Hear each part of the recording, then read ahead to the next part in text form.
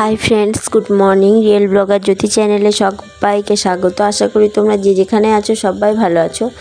তো আমি চলে এলাম তোমাদের সামনে আবার একটা নতুন ব্লগ নিয়ে। তো আজকে আমি আর বলতে পারলাম না ভালো আছি, কারণ শরীরটা ভীষণই খারাপ। আর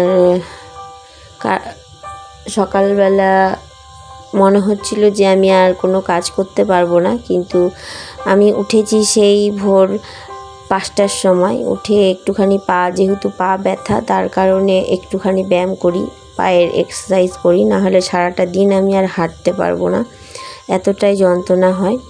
আর সে কারণে আগে উঠে পায়ের ব্যায়ামটা করি, তারপর বাকি কাজকর্মগুলো করি। তো পায়ের ব্যায়াম করে তারপর আবার কাজকর্ম শুরু করেছিলাম। দিয়ে তারপর শরীরটা হঠাৎ করে খুব খারাপ লাগছিল, দিয়ে ছেলেকে স্কুল পাঠিয়ে আমি একটুখানি শুয়ে পড়েছিলাম, নাহলে পাচ্ছিলাম না।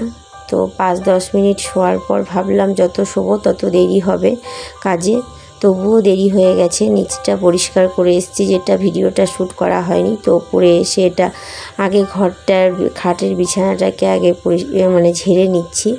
আর গতকাল যেহেতু বিকেলবেলা ঝড় হয়েছে, তো প্রচুর বেডশিটটা কিচকিচ করছে, তো উপর থেকেই ঝেড়ে দিলাম, আর তুলে পুরো ঝাড়লাম না। তারপর বাকি কাজগুলো তো আছেই করতে, তার উপর শাশুড়ি মা নেই। আমার শ্বশুরবাড়িতে যদি শরীর খারাপ হয়, শাশুড়ি মা থাকলে তাও মনে হয় যে কিছু করুক না করুক অন্তত রান্নাটুকু করবে, কারণটা রান্নাটুকু করলে খাবারটা বাড়ির সদস্যদের অন্তত খাবারটা অসুবিধে হবে না। যেমন আমার একটা ছোট বাচ্চা আছে, যদিও বা আমার হাতের রান্না বা আমার হাতের করা জিনিস বেশি আমার ছেলে পছন্দ করে, কিন্তু তবুও ঠেকা এক দিন ঠানের রান্না খেয়ে নেয়। তো সেই রকমই হয়তো খেয়ে নিত, কিন্তু সে নেই বলে আজকে আমাকে উঠতেই হবে, করতেই হবে, রান্নাও করতে হবে, সব দায়িত্বই পালন করতে হবে। এতটাই খারাপ লাগছিল যে আমি পারছিলাম না, তবুও আমাকে করতেই হবে। এই মনের জোরে আমি উঠে পড়েছি। আর সত্যি কথাই এতটাই খারাপ লাগছিল, ভাবলাম যে ভিডিও শ্যুট করব না আর ভিডিওটা দেবো না, কিন্তু ভাবলাম যে 2 দিন পর আমার ভিডিও দেওয়ার নিয়ম, যেহেতু আমি 2 দিন পর ভিডিও দিই, তো সে কারণে মনে হলো যে যদি একটা দিন ভিডিও না দিই, এমনিতেই তো চ্যানেলের ভিউজ হয় না, দেখা গেল আরও ভিউজ ডাউন হয়ে গেল, বা আরোই একটাও ভিউজ হলো না, এরকমটাও হতে পারে। সে কারণে ভাবলাম না, আর এটাও একটা আমার নেশার জন্মে গেছে যে না করলেও মন ভালো লাগে না। তখন কি করলাম যে না, ভিডিওটা শ্যুট করি, তার ফলে উপর থেকেই শুরু করলাম। নিচে সব তো সেরে চলে এসেছি, দিয়ে উপর থেকে শুরু করলাম। দিয়ে বিছানাটাকেও ঝেড়ে দিলাম, আলমারিটাও মুছে নিলাম। দিয়ে এখন এই কম্পিউটার টেবিলটা আর টেবিলের তলায় কাপড় রাখি, রেগুলার ইউজের কাপড়গুলো, যেহেতু আলনাতে সেভাবে রাখা যায় না, তো সেগুলো ঠিকঠাক করে নেবো। নিয়ে তারপর ঘরটা ঝাড় দিয়ে মুছে নেবো, ঘর বারান্দা আর শাশুড়ির ঘর আমি আগেই পরিষ্কার করে এসেছি, তারপরে ছাদটা ঝাড় দিয়ে এসেছি। তো ভাবলাম ওগুলো যখন হয়ে গেছে, তাহলে শুধু ঘরটা আর এই বারান্দাটা ঝাড় দেওয়া তোমাদেরকে দেখিয়ে দিই। আর ভিডিওতে যতটা ভালো লাগে দেখাতে, কিন্তু অরিজিনালি বাস্তবে সেটা করতে ভীষণ টাফ মনে হয় বা ডিফিকাল্ট মনে হয়। আর বিশেষ করে যদি শরীর খারাপ হয় তখন তো আরও বেশি।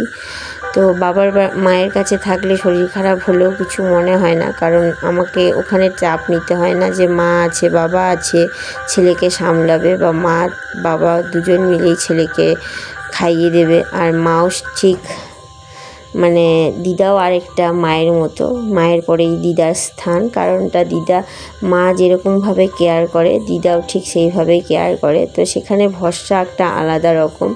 আর শ্বশুরবাড়িতে যদি আমার শরীর খারাপ হয়, সব থেকে আমি আগে নিতে আতঙ্কে থাকি যে আমার শরীর খারাপ হলে ছেলেটাকে কে দেখবে। তো সেরকমই অবস্থা। তো ভেবেছিলাম যে আমি আজকে রান্না করতে পারবো না, কিন্তু পরক্ষণে আবার উঠতেই হলো ওদের মুখ চেয়ে, যে না করলে কি খাবে। তো সেই জন্যেই রান্না বান্না সবটাই সারতে হয়েছে। কিন্তু আমি আজকে শরীর খারাপের জন্য পুরো ডিটেলে আমি অনেক ভিডিওই করতে পারিনি, যেটুকু করেছি আমি তোমাদের সামনে আপলোড করছি। আর এই দেখো, তোমাদের সঙ্গে কথা বলতে আমার ঝাড় দেওয়া কমপ্লিট হয়ে গেল। দিয়ে ঘরটা মুছে নেবো। আর প্রতিদিন বিকেলবেলা করে যেহেতু ঝড় বৃষ্টি হচ্ছে, তো সে কারণে একটুখানি বিকেলবেলাটা একটু ওয়েদারটা ঠান্ডা হয়, আর সকালবেলাটা সেই গরম। তো সকাল এখন আমি যখন উপরে আসি তখন ঘড়িতে 9:30 বাজে। তো এখনই প্রচণ্ড গরম ঘরটা বা বারান্দাটা উপরের, আর নিচের ঘর আর বারান্দাটা ঠিক ওয়েদারটা ঠিক আছে, একটু ঠান্ডা ঠান্ডা, আর উপরে প্রচণ্ড গরম। তো ছেলেও আমার পেছন পেছন চলে এসছে, কারণ সে স্কুল গেছিলো, আর গরমের কারণে স্কুল সকাল 7টা থেকে 9টা অবধি করেছে। তো ওই স্কুল থেকে চলে এসছে, এসে তারপরে ওকে একটু চিনি জল মুড়ি দিয়েছিলাম। আর যেহেতু সবার পেটের প্রবলেম, সে কারণে ওকে আজকে সকালবেলা একটু চিনি জল মুড়ি দিচ্ছি, আর চানাচুর ফানাচুর অতটা দিচ্ছি না, যদিও বা জেদ করে, কিন্তু বারণ করি। তো ওকে আজকে একটু চিনি জল দিয়ে মুড়ি খাইয়েছিলাম, আর তারপর ও আমার পেছন পেছন ওপরে এসছে। দিয়ে সারাক্ষণ আমি যতক্ষণ না আমি স্নান হবে, পুজো হবে, ও আমার পেছন পেছনেই থাকবে। কারণটা এটা ওর ছোটোবেলার স্বভাব, এখানে এলে ও আমার পেছন পেছন ঘোরে। আর মামা বাড়ি গেলে ও মামামকে ভুলে যায়, বা মামামের স্বাদ অত ধারে না, ওখানে দিদাই দাদাই থাকলেই ওর যথেষ্ট। তো দেখো, তোমাদের সঙ্গে কথা বলতে বলতে আমি এদিকে ঘরটাও মুছে নিলাম, ঘরটা মুছে নিচ্ছি। তারপর আমি স্নানে যাব, আর ফুল আমি একটু তুলে নিয়ে এসেছি বাগান থেকে। আর সেভাবে আজকে শুধু ফুল জল দেবো, আর মিষ্টি ফিষ্টি দেবো না, কারণটা অনেকটাই বেলা হয়ে গেছে, আর আমার শরীরটাও ভালো লাগছে না। তো সে কারণে তাড়াতাড়ি করে যতটা পারি সেরে চলে যাব নিচেতে। আর দেখো, এদিকটা আমার ঘর মোছা হয়ে গেছে, দিয়ে বারান্দাটা এখন মুছে নিচ্ছি।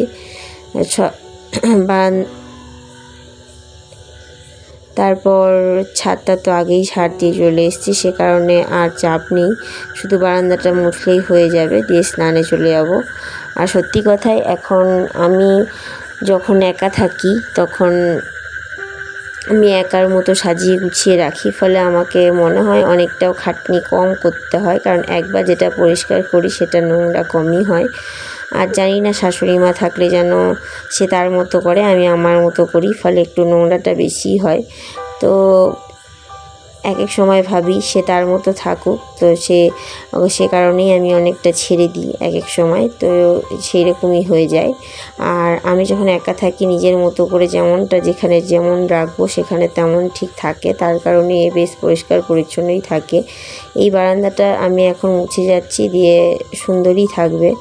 তো দেখো, স্নান সেরে চলে এসেছি, দেখো দিয়ে ছেলেও এসছে। তো তোমাদের সামনে একটু মুখটা দেখিয়ে দিলাম, দিয়ে এখন কাপড়গুলো মেলে নিয়েছি, দিয়ে এখন ফুল তুলবো। কয়েকটা ফুল গাছে আছে, সেগুলো ফুল তুলে ঠাকুরের চরণে দেবো। তো দেখো, আমার ঠাকুরের চরণে ফুল দেওয়াও রেডি হয়ে গেছে, কমপ্লিট হয়ে গেছে। দিয়ে এখন নিচে যাব, নিচে গিয়ে ছেলে বায়না করেছে, যেহেতু 9টার সময় মানে চিনি জল মুড়ি খেয়েছে, তার কারণে ওর খিদে পেয়ে গেছে। তো এখন এসে আবার 11:30টার সময় ওকে একটু ম্যাগি করে দিচ্ছি, যদিও বারণ করলাম, কিন্তু না, ও খাবেই। তো তবুও ওর জেদের জন্য একটুখানি করে দিলাম। জানি না ভিডিওটা তোমাদের কেমন লাগবে, যদি ভালো লেগে থাকে প্লিজ লাইক, শেয়ার, সাবস্ক্রাইব করো, আর ভালোবেসে আমার পাশে থেকো। তোমাদের একটা লাইক আমাকে পরবর্তী ভিডিও বানাতে খুব মোটিভেট করে। আর এদিকে দেখো, ছেলে আমাকে রান্নার কাজে হেল্প করছে। তো আজকের জন্য এইটুকু।